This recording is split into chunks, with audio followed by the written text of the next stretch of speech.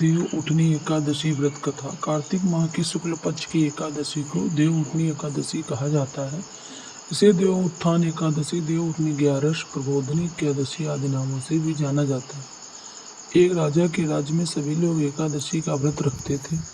प्रजा और नौकर चाकरों से लेकर पशुओं तक के एकादशी के दिन अन्न नहीं दिया जाता। एक दिन किसी दूसरे राज्य का एक व्यक्ति राजा के पास आकर बोला, महाराज कृपा करके मुझे नौकरी पर रख लें।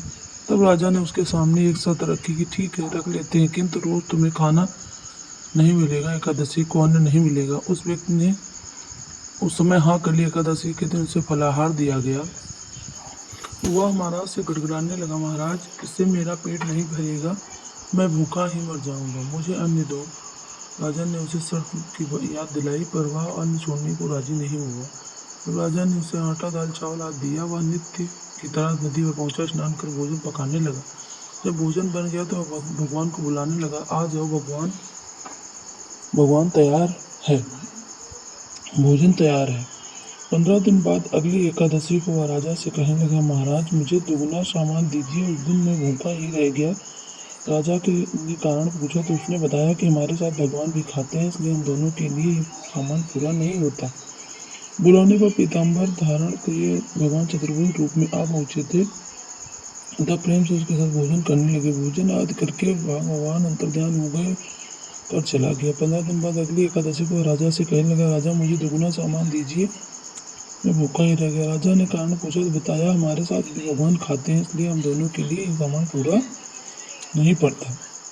यह सुनकर राजा का बड़ा आश्चर्य हुआ। वह बोला, मैं नहीं मान सकता, भगवान तुम्हारे साथ खाते हैं। मैं तो इतना व्रत रखता हूँ, पूजा करता हूँ, पर भगवान ने मुझे कभी दर्शन नहीं दिया। राजा की बात सुनकर बोला, महाराज यदि विश्वास ना हो तो मेरे साथ चलकर देख लें।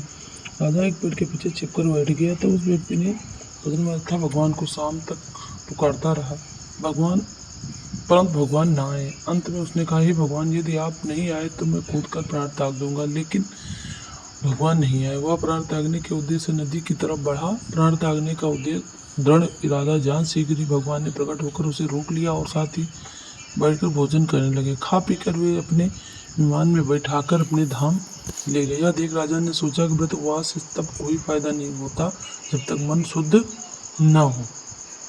मन शुद्ध होगा तभी भगवान आपको मिलेंगे, वरना नहीं मिलेंगे। जय श्री हरि विष्णु, जय माता दी, जय लक्ष्मी माँ।